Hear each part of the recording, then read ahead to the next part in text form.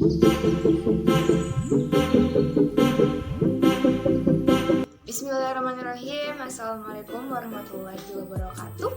Perkenalkan, nama saya Desia Rizky dari kelas 4B Kebidanan Politeknik Harapan bersama Kota Tegal.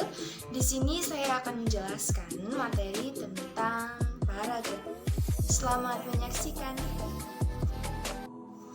Selanjutnya adalah pengertian paragraf. Apa sih paragraf itu? Jadi, paragraf adalah sekumpulan kalimat yang saling berhubungan dan membentuk sebuah ide atau gagasan baru. Lalu, apa saja fungsi dari sebuah paragraf?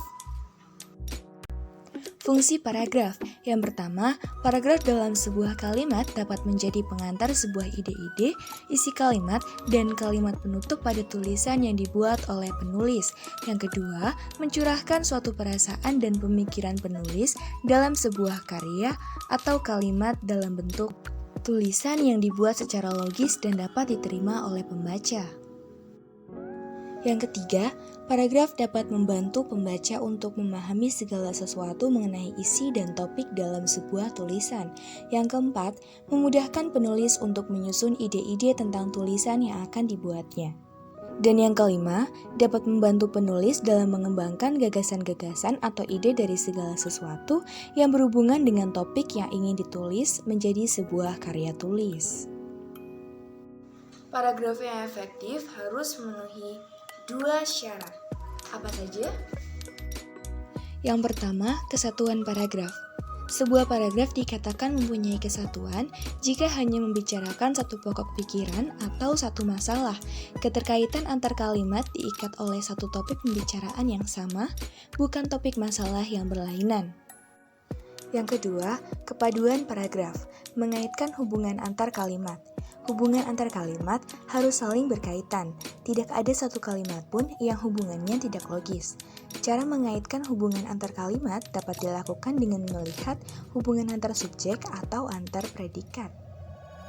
Selanjutnya, jenis-jenis paragraf. Pertama, jenis paragraf berdasarkan fungsi. Paragraf pembuka. Dalam sebuah karangan, kecuali karangan ilmiah, paragraf pembuka umumnya ditulis untuk memancing rasa keingintahuan pembaca terhadap isi artikel secara keseluruhan. Paragraf isi. Paragraf ini berisi bagian-bagian pokok dalam suatu karangan. Paragraf penutup. Paragraf ini biasanya berisi kesimpulan, saran, harapan, ringkasan, dan penekanan kembali hal-hal penting yang terdapat dalam setiap karangan. Paragraf penghubung. Paragraf ini fungsinya adalah untuk menghubungkan antara paragraf satu ke paragraf lainnya atau karangan satu ke karangan lainnya. 2. Jenis paragraf berdasarkan letak gagasan utama. Paragraf deduktif. Paragraf deduktif adalah paragraf yang letak gagasan utamanya terletak di awal paragraf. Paragraf induktif. Paragraf induktif adalah paragraf yang letak gagasan utamanya berada di akhir paragraf. Paragraf interaktif. Paragraf interaktif adalah paragraf yang letak gagasan utamanya berada di tengah paragraf. Paragraf campuran. Paragraf campuran adalah paragraf yang letak gagasan utamanya berada di awal dan juga akhir paragraf. Ketiga, jenis paragraf berdasarkan isinya. Berikut ini adalah jenis paragraf ditinjau dari isinya. 1. Paragraf eksposisi. Paragraf eksposisi adalah paragraf yang isinya bertujuan untuk memberikan penjelasan atau pengertian secara singkat dan padat. 2. Paragraf deskripsi. Paragraf ini adalah suatu kalimat yang memaparkan isi gambaran pada suatu keadaan atau sebuah peristiwa yang bentuk tulisan sehingga pembaca seolah-olah dapat melihat, mendengar, dan merasakan serta mengalami peristiwa tersebut. 3. Paragraf persuasi. Paragraf persuasi adalah paragraf yang dimana isinya dapat mempengaruhi atau membujuk pembaca untuk tertarik dengan gagasan atau ajakan yang dibuat. 4. Paragraf argumentasi.